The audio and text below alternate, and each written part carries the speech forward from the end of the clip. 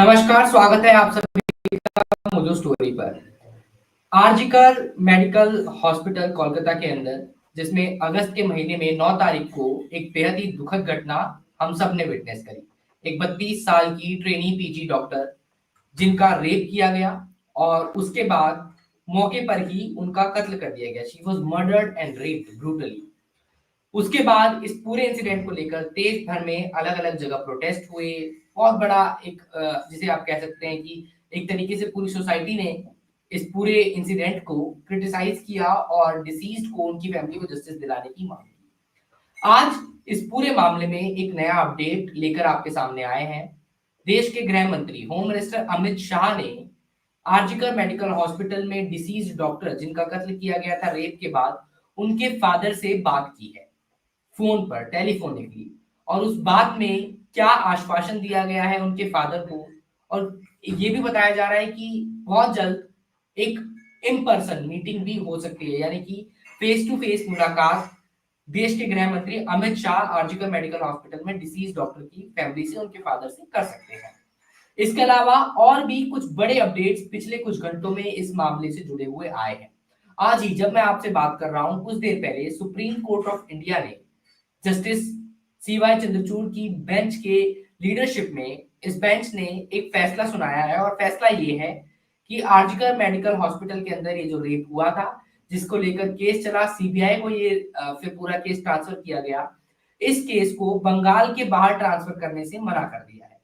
यानी कि अब ये जो ट्रायल है बंगाल में ही होगा। 11 नवंबर से ट्रायल शुरू होना है, जिस ट्रायल से पहले सीबीआई ने अपनी चार्जशीट फाइल कर दी है, और उस चार्जशीट के अंदर संजय रॉय को मुख्य आरोपी बनाया गया है। 11 एविडेंसेस प्रोड्यूस किए गए हैं संजय रॉय के अगेंस्ट, और उन 11 एविडेंसेस के आधार पर सीबीआई इस चार्जशीट को फाइल कर चुकी है, और जिसका ट्रायल अब 11 तारीख से नवंबर के महीने में ही शुरू होने जा रहा है।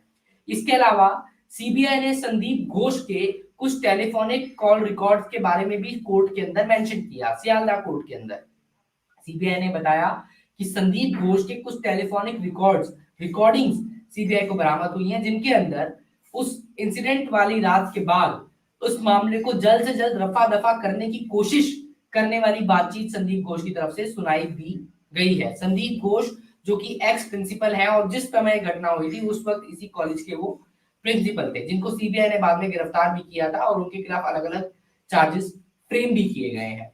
दूसरी तरफ संजय रॉय जो कि प्राइम एक्यूज्ड है, जिसको एक्यूज बनाते वक्त सीबीआई ने चार्जशीट में से गैंग रेप की जितनी संभावनाएं थी उनको दरकिनार किया था। संजय रॉय ने सियालदह कोर्ट में पेश होने के बाद हाल ही में कोर्ट से बाहर जाते हुए पुलिस वैन से चिल्ला चिल्लाकर कुछ बातें कही।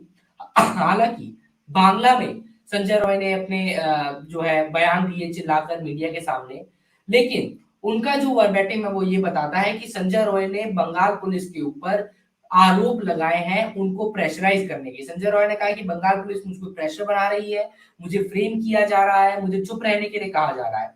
तमाम चीजें इस पूरे मामले में पिछले कुछ दिनों के अंदर, पिछले कुछ घंटों के अंदर घटित हुई हैं। मेरे साथ इस वक्त सदर घोष मौजूद हैं।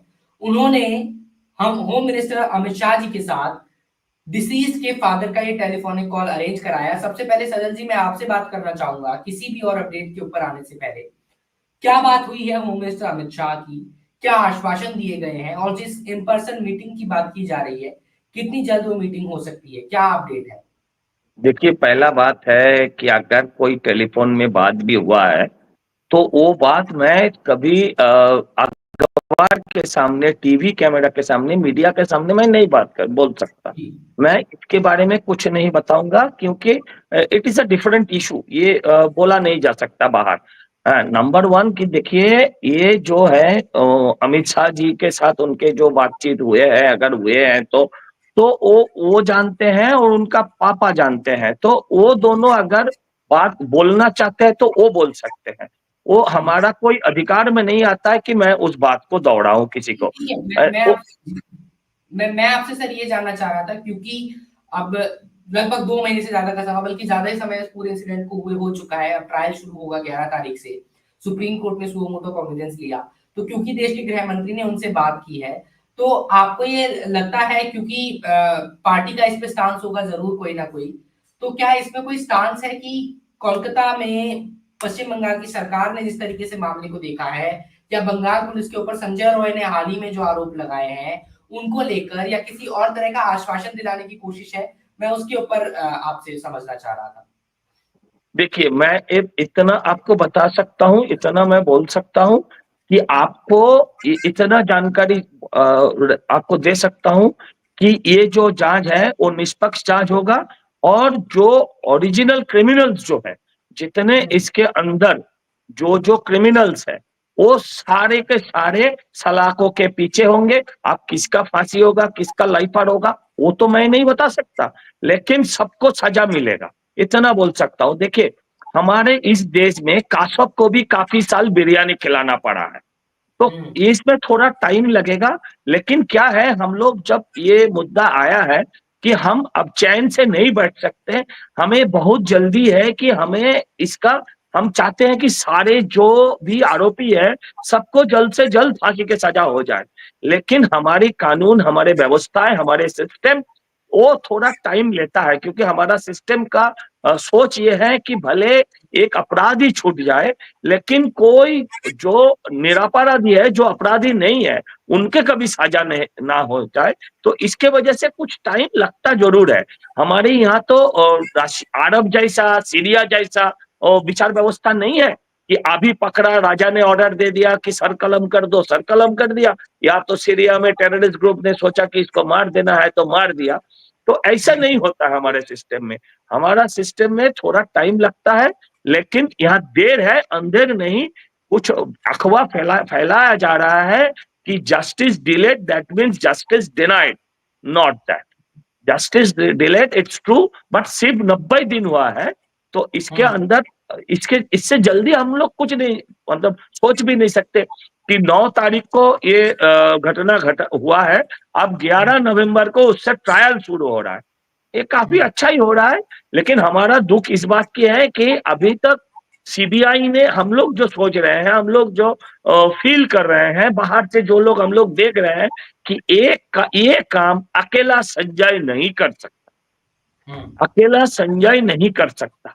अगर अकेला संजय नहीं कर सकता तो बाकी आरोपी को भी हम लोग सामने देखना चाहते हैं। लेकिन लेकिन सर, इसमें दो बातें हैं, जैसा आपने कहा कि अगर अकेला संजय रॉय ये काम नहीं कर सकता, जो कि आम समझ कहती है, डॉक्टर्स का भी ये कहना है, ये हमारा सोच है, हमने बताया हमारा सोच ये है। ठीक है।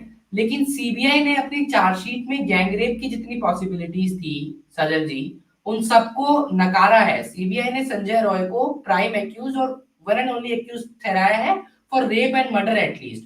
उसके अलावा बाकी एक्यूजेस भी हैं, लेकिन वो सीधे तौर पे डायरेक्टली, हाँ देखिए, मेरा कहना है, if it is not gang rape, it is true कि उस रेप का निशान मिटाने का और रेपिस्ट को बचाने का काफी प्रयास किया गया है सरकार की तरफ से। हमारी नजर से, पब्लिक का नजर से अगर आप देखोगे तो ये एकदम जायज है कि जो रेप किया है और जो रेप का सबूत को मिटाने का कोशिश किया है, दोनों में कोई अंतर नहीं है। जो रेपिस्ट को बचाना चाहते हैं, दोनों में कोई फर्क नहीं है। दोनों का एक ही टाइप सजा होना चाहिए। लेकिन हमारा सिस्टम, देश का संविधान उसको मंजूर करता है कि नहीं करता, that is I have no idea. उसके ठीक लिए है। वो तो कोई लॉयर ही बता सकता है सही से आपको। सजल जी, बताया जा रहा है कि आपने उस पूरे कॉल को मीडिएट किया है, जिसमें होम मिनिस्टर अमित शाह ने बात की है किसी, इस बारे में हमें ना ही पूछे तो अच्छा है, क्योंकि इसका नहीं, जवाब मैं देने के लिए तैयार नहीं। कॉन्वर्सेशन के बारे में आपसे नहीं जानना चाहता, मेरा वो सवाल नहीं था। मैं नहीं, आपसे ये इसके बारे, जानना, देखिए, ये एक गंभीर मुद्दा है, ये एक गंभीर मुद्दा है, तो इसके बारे में मैं कुछ बातें नहीं करूंगा।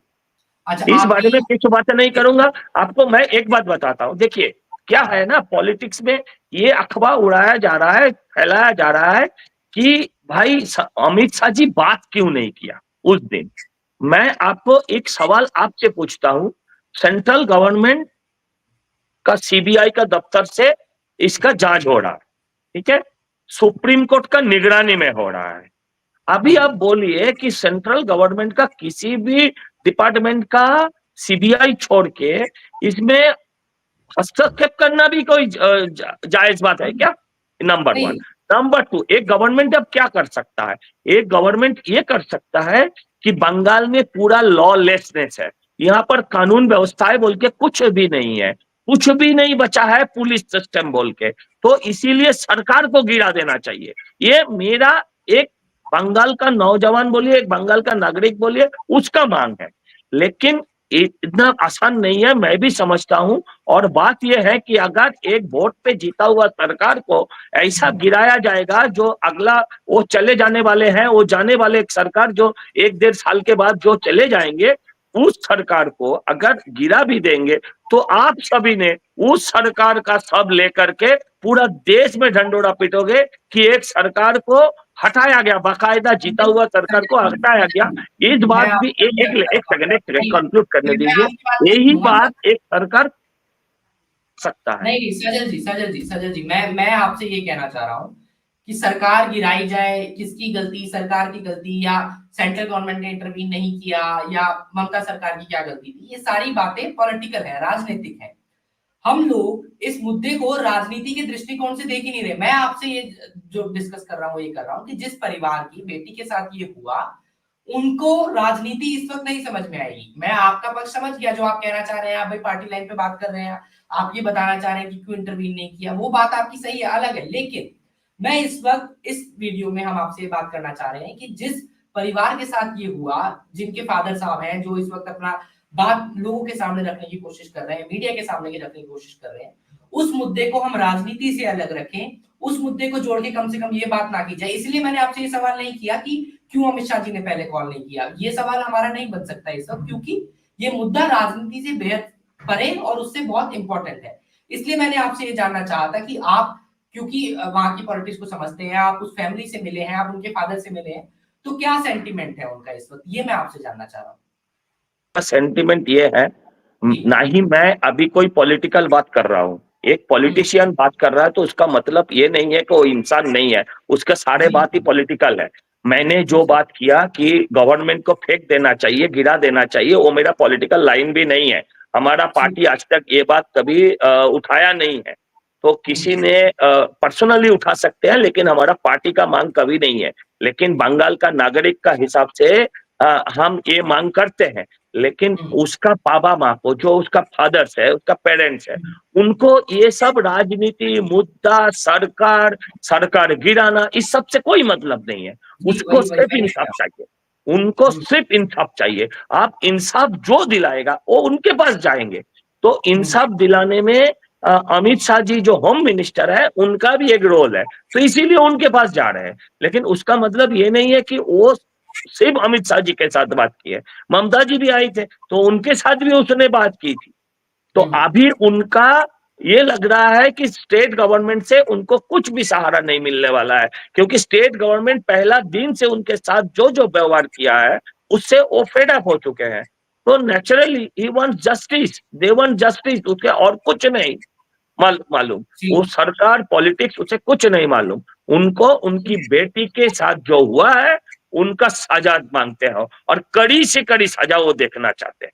और जायज है, वो ठीक है, एकदम ठीक है। बिल्कुल सजल जी, और देश में किसी भी बेटी के साथ ऐसा होता है तो हर माँ बाप का पूरा अधिकार है कि उनको कड़ी से कड़ी सजा मिले आरोपियों को। और इस मामले में संजय रॉय को जब सीबीआई ने चार्जशीट में प्राइम एक्यूज बनाया है, तो ये देखना होगा। सजल जी, आपका बहुत शुक्रिया हमारे साथ जुड़ने के लिए और अपना वक्त निकालकर हमारे प्लेटफॉर्म पर आने के लिए, हमारे शो में आने के लिए। मैं आप दर्शकों को बताऊं कि संजय रॉय, जिसको प्राइम एक्यूज बनाया है सीबीआई ने, प्राइम एक्यूज बनने के बाद संजय रॉय को लेकर बहुत सारी बातें मीडिया में कही जाने लगी। संजय रॉय कौन है? संजय रॉय बंगाल पुलिस में एक आप कह सकते हैं कि टेम्परेरी तरीके से नौकरी किया करता था। वहां पर बंगाल पुलिस का ही एक वॉलंटियर था, बंगाल पुलिस के कपड़ों में वहां पर घूमा करता था, हॉस्पिटल में जाने का एक्सेस था संजय रॉय को। अब इस संजय रॉय को जब प्राइम एक्यूज बनाया गया, तो संजय रॉय ने सियालदा कोर्ट से निकलने के बाद, पुलिस वैन में जाने के बाद जोर जोर से चिल्लाकर क्या बातें कही, वो बातें मैं आपको एक बार सुनाता हूँ। वो बाइट हमारे पास मौजूद है, वीडियो हमारे पास मौजूद है। हालांकि बांग्ला भाषा में संजय रॉय चिल्ला रहा था, लेकिन हमने उसको कन्वर्ट किया है। आपको पहले वो वीडियो, 30 सेकंड का छोटा सा वीडियो दिखाते हैं, उसके बाद आगे चलेंगे।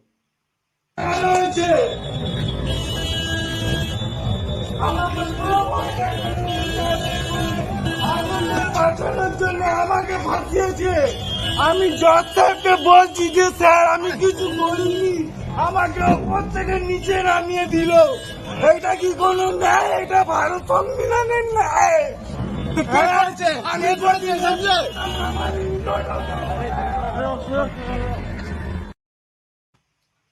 ट्रायल शुरू होने से लगभग 4-5 दिन पहले संजय रॉय का ये कहना कि पुलिस ने मुझे फंसाया है, पुलिस मुझ पर चुप रहने का दबाव बना रही है, ये अपने आप में एक बड़ा बयान है। हालांकि अब इस बयान के जरूर इम्प्लीकेशंस हो सकता है आने वाले दिनों में ट्रायल में देखने को मिले। और सुप्रीम कोर्ट ने जब ये मना किया है कि अब इस केस को ट्रांसफर नहीं किया जाएगा कहीं पे, यहीं पे ट्रायल चलेगा, और सीबीआई ने जो इन्वेस्टिगेशन किया है, सीबीआई ने जो चार्जशीट फाइल किया है, उसी के आधार पर ट्रायल होगा, ये भी सुप्रीम कोर्ट का एक बड़ा स्टांस है। तो पिछले कुछ दिनों में आरजीकर रेप केस के अंदर जो डेवलपमेंट्स हुए हैं, वो एक तो इस ट्रायल की तरफ फिर से इंक्लाइन नजर आ रहे हैं, और अब किस स्पीड पर ये ट्रायल होता है, ये देखने वाली बात होगी। आप हमें कमेंट करके जरूर बताइएगा कि संजय रॉय का ये जो बयान है, जिसमें संजय रॉय चिल्ला चिल्ला कर कह रहा है कि पुलिस ने मुझ पर दबाव बनाया, इस पर आपकी क्या राय है? इसके क्या इम्प्लीकेशंस हो सकते हैं? ममता सरकार की तरफ से अभी इस पर कोई जवाब नहीं आया है। परिवारजन जिन साहब ने बात करी है होम मिनिस्टर अमित शाह से, उन्होंने मीडिया में इतना कहा है कि मेरी उनसे बात हुई है, मैं बता नहीं सकता कि क्या बात हुई है। अब हो सकता है कि कुछ दिनों में एक इन पर्सन मीटिंग भी हो जाए, मीडिया रिपोर्ट्स तो यही बता रहे हैं, जो लोकल सोर्सेज हैं वहां के पश्चिम बंगाल के, वो भी ये बता रहे हैं। ये देखना होगा कि इस मीटिंग में क्या बात होती है, और इस मीटिंग के अंदर किस तरह का आश्वासन देने की कोशिश की गई है फैमिली को, क्योंकि ट्रायल अब शुरू होने की एकदम तर्ज पर खड़ा है, और इस ट्रायल में कोर्ट के क्या ऑब्जर्वेशंस आते हैं, ये भी देखने वाली बात होगी। और उसके अलावा सीबीआई का संदीप घोष के ऊपर यह आरोप लगाना कि संदीप घोष के कुछ टेलीफोनिक रिकॉर्डिंग्स हमारे पास मौजूद हैं, जिसमें संदीप घोष ने इस केस को रफा दफा करने की, मामले को जल्दबाजी में उस इंसिडेंट के दिन सॉर्ट आउट करने की कोशिश की है, ये भी एक बड़ा स्टेटमेंट है। इसका ट्रायल में क्या इन्वॉल्वमेंट रहता है, और कैसे ट्रायल को इस पूरे एविडेंस के आधार पर जो है इम्पैक्ट देखने को मिलता है ट्रायल के अंदर, ये भी एक देखने वाली बात होगी। आप मोजो स्टोरी के साथ जुड़े रहिए, हम आरजीकर मेडिकल रेप केस के अंदर डिटेल स्टोरीज आप तक पहुंचाते रहेंगे। देश दुनिया की बाकी खबरें भी मोजो स्टोरी पर आपको देखने को मिलेंगी। इस वीडियो में जुड़ने के लिए बहुत शुक्रिया, नमस्कार। It's great to see you here. Thank you for watching our work. If you haven't subscribed yet, don't forget to click the bell icon and subscribe to Mojo Story and support independent, robust journalism.